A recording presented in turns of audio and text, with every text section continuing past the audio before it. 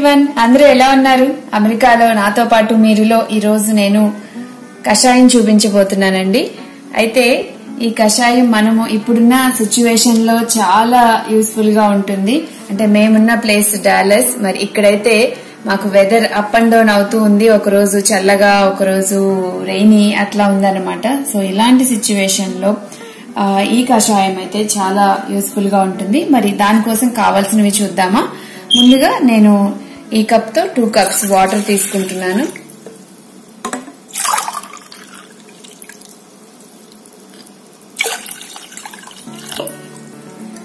ఈ వాటర్ ని మనం స్టవ్ మీద బాయిల్ చేద్దాం.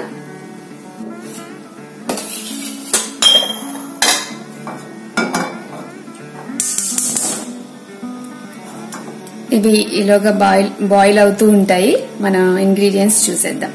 ఈ కషాయానికి తమలపాకులు కావాలండి. తమలపాకులు, ఇవి ఫ్రెష్ తమలపాకులు తీసుకున్నాను. అండ్ అలాగే మింట్ లీవ్స్, మీ దగ్గర తులసి ఆకులు ఉన్నా కూడా మీరు వేసుకోవచ్చు. అండ్ అలాగే ఇలాచి, 3 ఇలాచి తీసుకున్నాను. అండ్ 1 టేబుల్ స్పూన్ మిరియాలు, అలాగే కొంచెం జింజర్ అండ్ చిన్న పీస్ బెల్లం, జాగరీ.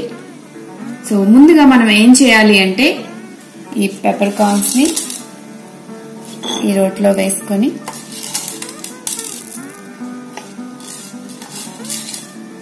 జింజర్, అల్లం కూడా, అండ్ అలాగే ఇలాచి, ఈ మూడింటిని ఇలా మెత్తగా దంచుకోవాలి దీనిలో. సో ఇలా కచ్చాపచ్చాగా దంచేసుకున్నాం. దీన్ని ఆ వాటర్ బాయిల్ అయిన తర్వాత దీంతో పాటు ఇంకా ఈ బెల్లం జాగరీని, అండ్ అలాగే ఈ మింట్ లీవ్స్, అండ్ అలాగే ఈ తమలపాకుని మనం ఇలా చిన్నగా చేసుకుందాం. వీటన్నిటిని ఆ వాటర్ బాయిల్ అయిన తర్వాత మనం వాటర్ లో వేసేసుకుందాం.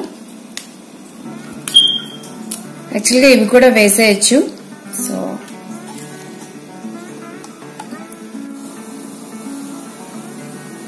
ఇప్పుడు ఇలా వాటర్ బాయిల్ అవుతుంది కదా, ఇప్పుడు మనం దీంట్లో అన్ని వేసేసుకుందాం.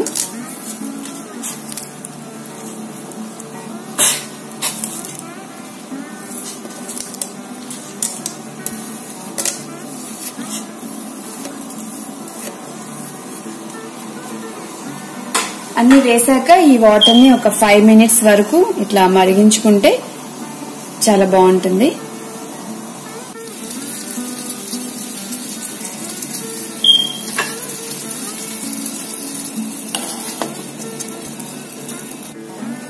సో ఇలా 5 మినిట్స్ మరిగిపోయాయి బాగా.